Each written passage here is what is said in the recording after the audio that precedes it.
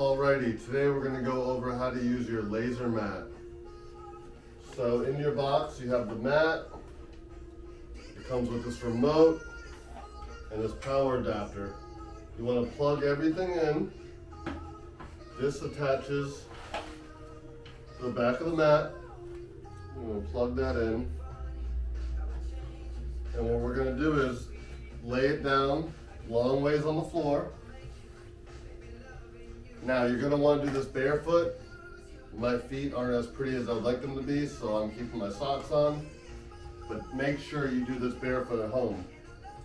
You want to place your feet together in the middle of the mat.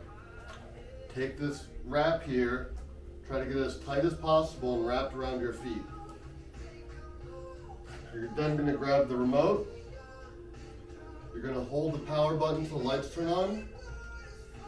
You're going to turn it on to power 4. And I would like for you guys to do this 15 to 30 minutes a day, twice a day. And if you have any questions, just call the office and ask. But that's pretty much it, guys.